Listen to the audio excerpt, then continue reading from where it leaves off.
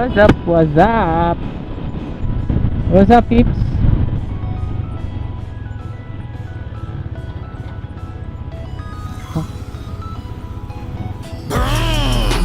Mamang pasaway. Yan. Papagawa akong sticker. Loose. Ito pala, bigla loose na. Malapit lang pala. Number 57. Punta akong dekalidad. Mura lang ng print, ang sticker print nila eh. So try natin.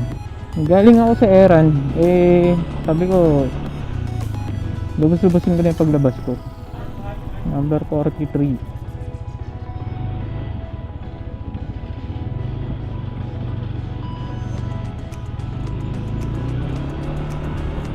Ano ba yun? Number na. Ay, nandito na daw ako eh. Ayun.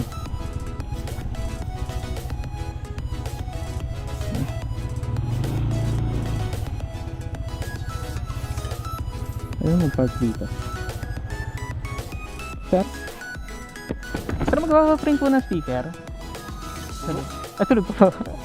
Sige, balik na lang po ako.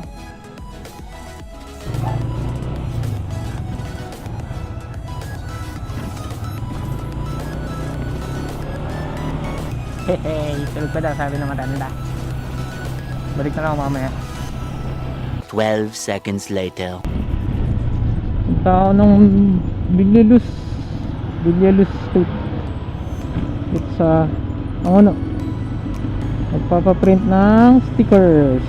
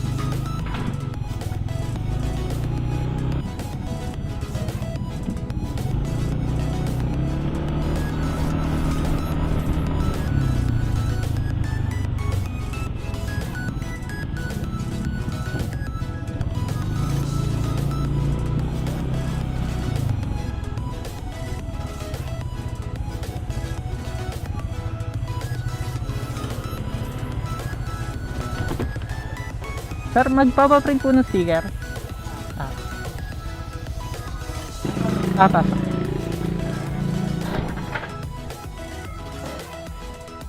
Thank you po. Okay na po dito. Okay na. 1 hour later.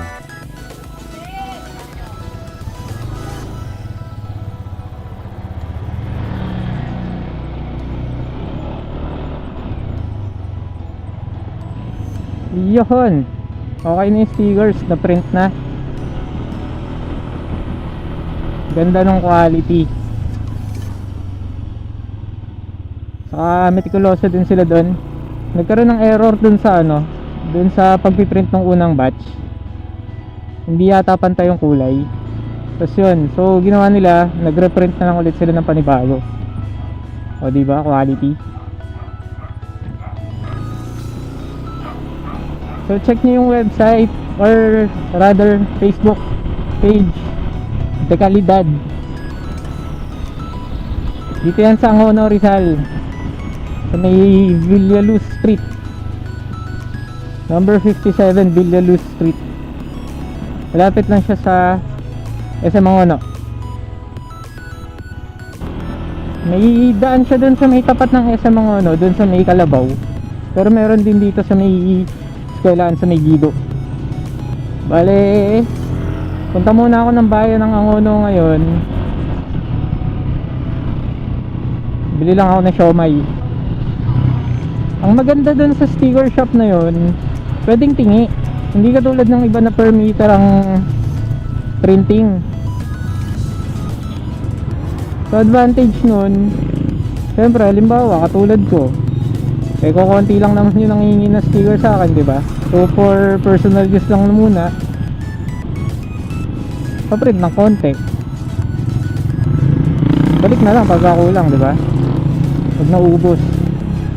One more thing, mura.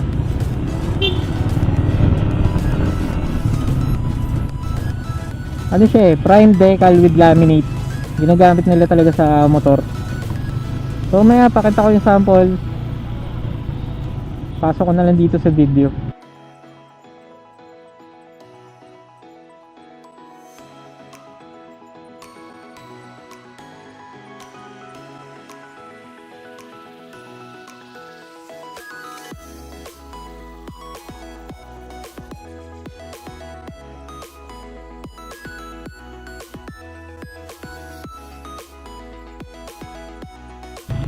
So yun na lang muna.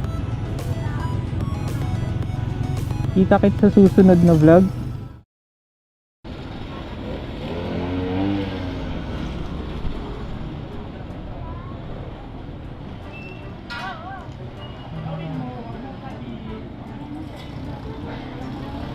Miss yung ano, dalawa ng pork and shrimp.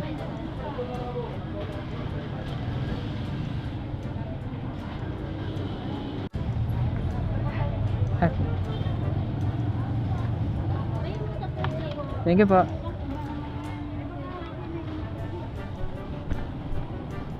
Mabilisan lang. Legal parking.